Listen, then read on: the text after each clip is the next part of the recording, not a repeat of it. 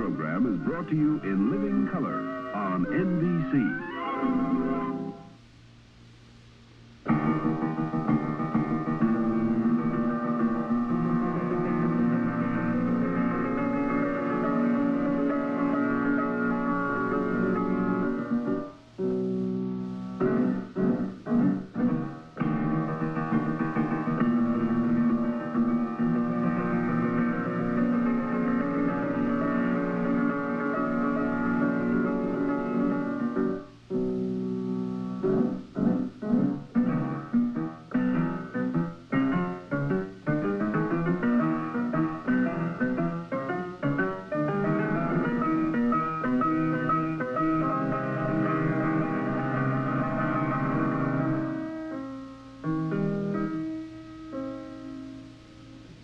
Hello, and welcome to Characters in the Arts.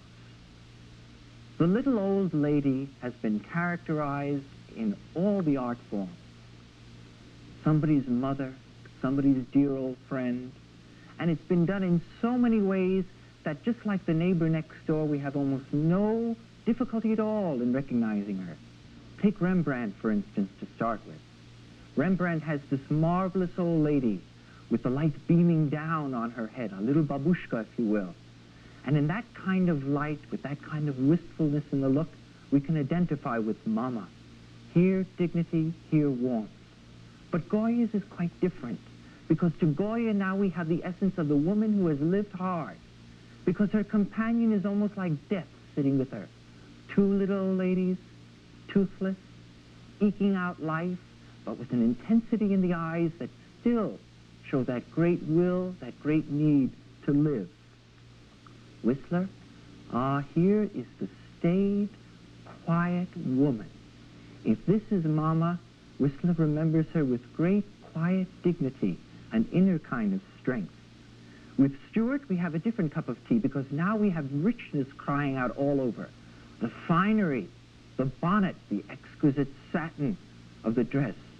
Age creeps slowly upon this woman. Her skin is soft yet, old and knowing, but soft.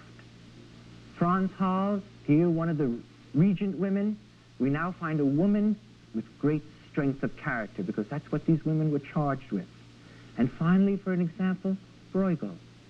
The broken-toothed, hard life of the woman, a simple face, not really hard to understand.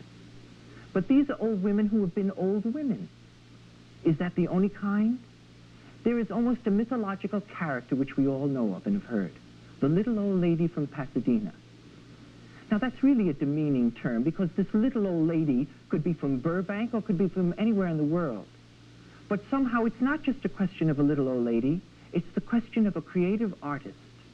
Because little old ladies in Pasadena are creative people. Among their numbers, we find some of the richest repositories, if you will, within the form of a human being, of creative people. Why are they so eccentric, so to speak, in terms of the world viewing them? They ride bicycles in the midst of Cadillacs going down the street. They ride electric carts. They wear tennis shoes. They do anything to live in this world. The world, in a sense, has moved on beyond them, because they're not flush with the excitement of a New York City kind of creativity. Theirs is a deep, inward kind of creativity which goes on in spite of all the changes. And we're lucky. We have with us today one of the most creative of all, Charlotte Louise Woodbridge, a little old lady from Pasadena, but not a little old lady. A woman capable of great creative work, and she's with us today. And we're going in to meet her. She's really quite the lady, quite the charmer, quite the creative artist.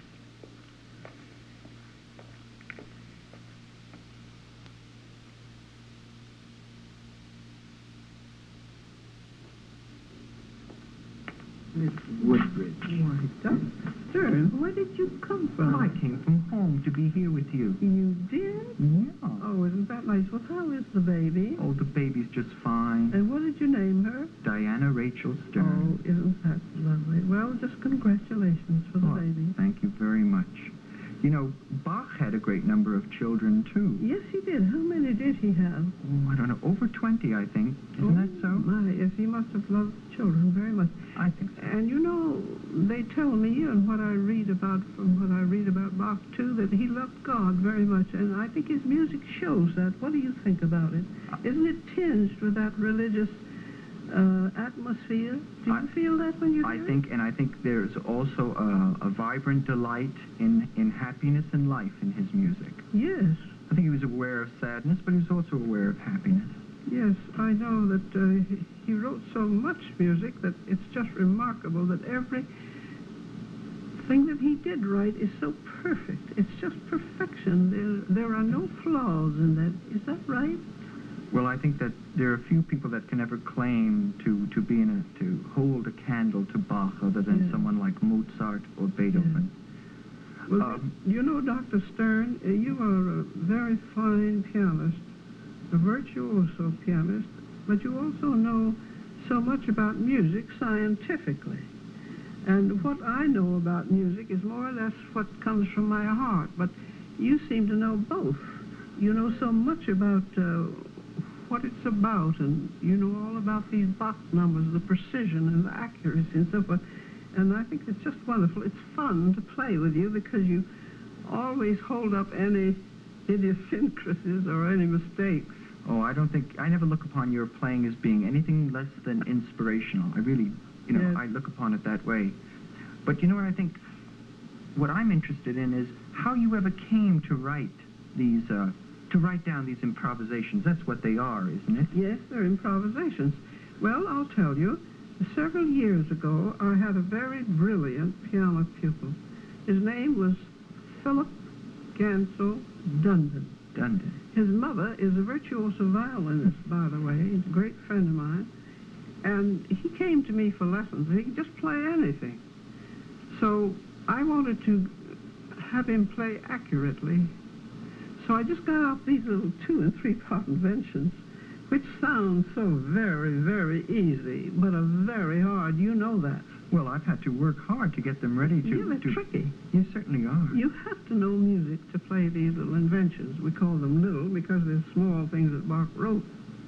Well, when he played these so flawlessly, I just went to the other piano and just played around him, and it sounded almost like an orchestra, so we just put it down. That's what we're playing this afternoon. You know, there are a couple of ways of looking at Bach. Some people take a rather pure and academic approach, and some people take a very warm, a very romantic view of the man. Yes. And I think that you fall into the latter category, don't you? Yes, I think you do too. I think we're both a little schmaltzy, actually, if it comes down to it. Yeah, and I just wonder what Bach would, if he should walk in the room, I wonder what he would think about these. I wonder if he would approve of them and say, well, no, I could have done that, but I didn't have time. I think probably that's just about what he might say. Yeah. I think he was that free a man, and he was that interested in experimentation and change that where stylistically we may vary from what the purists might approve of. Yeah. I think that the intent and the warmth and the richness and vibrancy of the harmony just makes what you've written very real. Yes. How about you playing?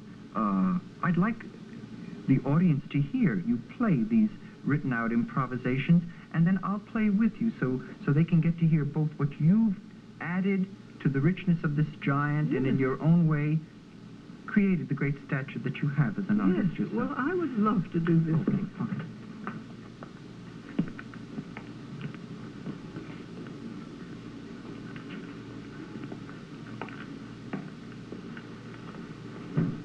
I will play the A minor improvisation, please.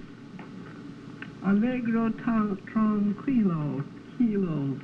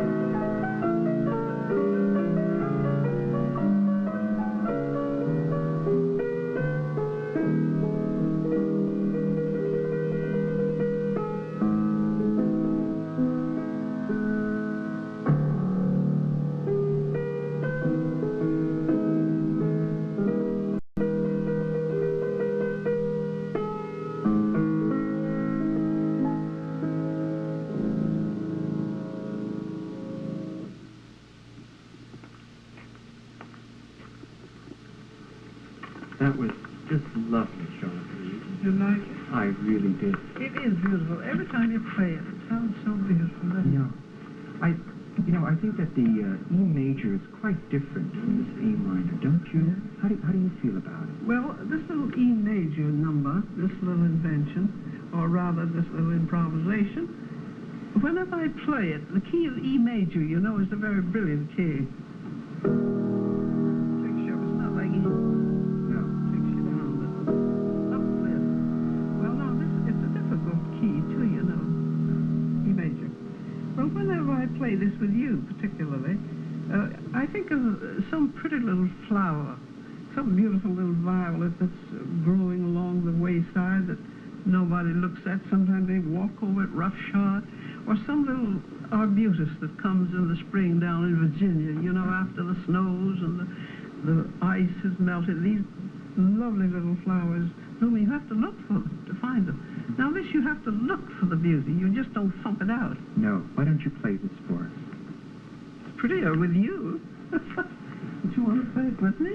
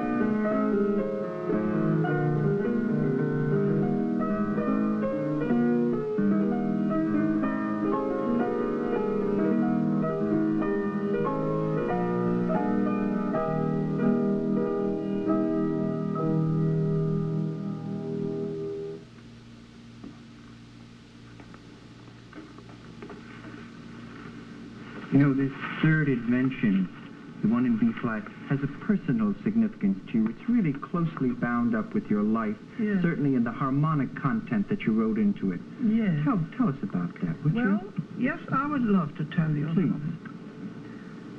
I was born in a large Chinese city, about 300 miles up the Yangtze River from Shanghai, a place called Xinjiang, China. What were you being born there for? My father and mother were American missionaries, and they labored there many, many years.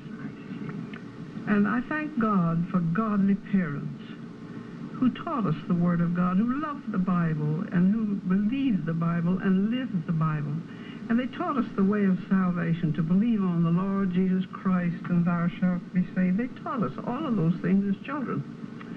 Now, we had a very kind of a meager existence. I mean, we didn't have any of the comforts of life out there. But we never thought anything about it. No puffed cereal in the morning. No, nothing like that. But I can remember one thing that was always such a happy time in our life. We were a large family. Family prayers. We had them every morning after breakfast. I can never remember a day in my father's house that we didn't have family prayers. Father would gather us around after breakfast. Now, by the way, our breakfast was a very frugal.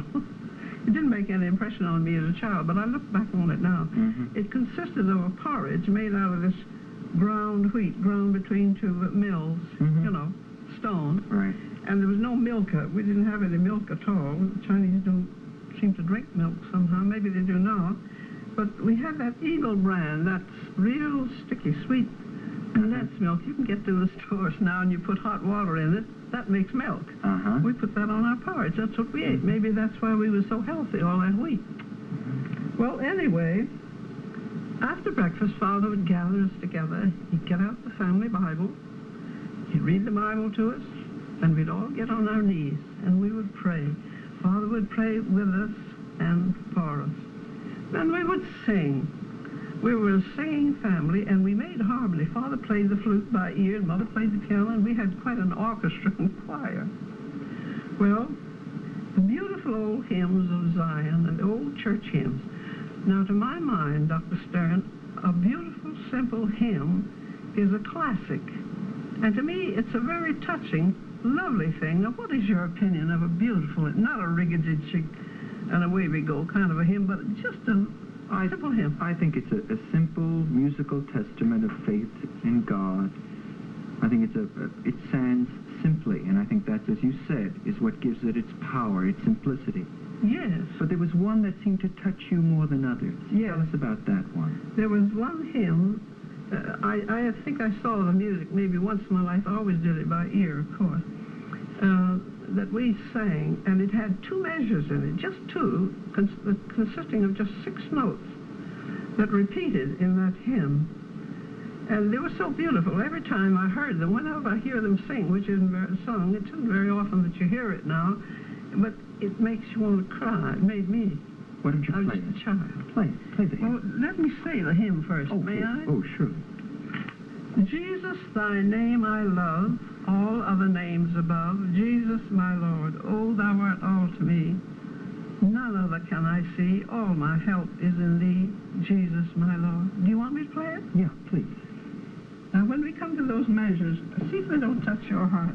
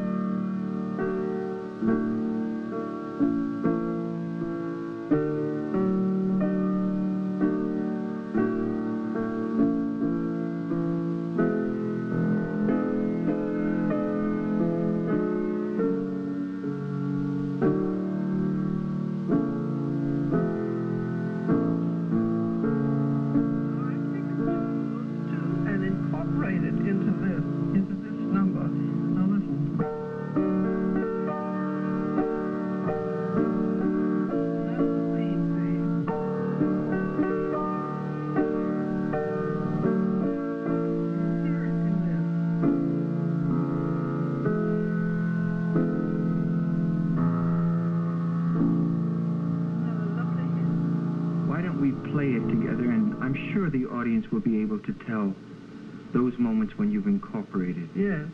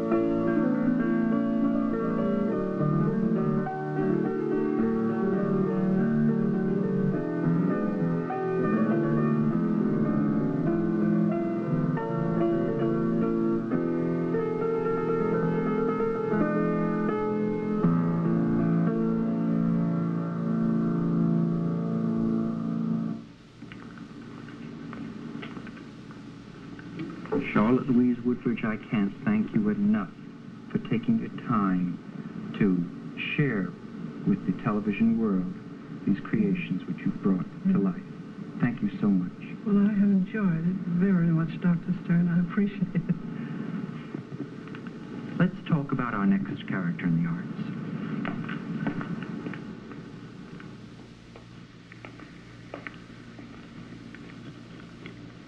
Our next character in the arts is an exciting one, the swinger.